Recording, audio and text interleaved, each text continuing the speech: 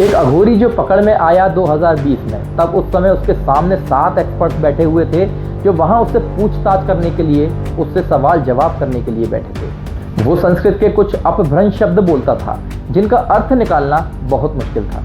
उस समय उसको नार्कोटेक्स के इंजेक्शन लगा दिए गए थे और साथ में उसको सम्मोहित भी किया गया था, जिससे उसके पास कोई रास्ता नहीं बचा था झूठ बोलने का।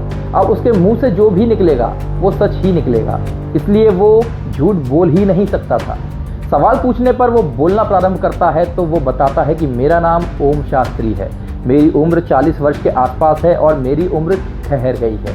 अर्थात ना तो मेरी उम्र बढ़ती है, ना ही घटती है, ना ही मैं मरता हूँ और मैं सतयुग से देवभूमि भारत में हूँ। पकड़ में अब आया। अब कलयुग में मैं बिना मरे 4 युग जी चुका हूँ। मैं रामायण का भी हिस्सा था, मैं महाभारत का भी था। मैं राम से भी मिला हूँ और मैं कृष्ण से भी मिला हूँ। मैंने रामायण पूरी होते देखी है, मैंने महाभारत का युद्ध भी देखा है और मैं वो 8वां चिरंजीवी हूँ।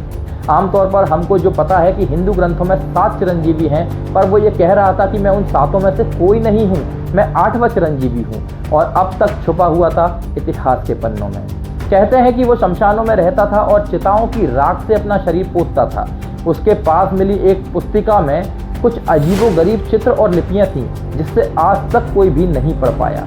कुछ लोगों का मानना है कि वो तांत्रिक क्रियाओं में सिद्ध था और निरंतर कुछ मंत्र बुदबुदाता रहता था। धन्यवाद।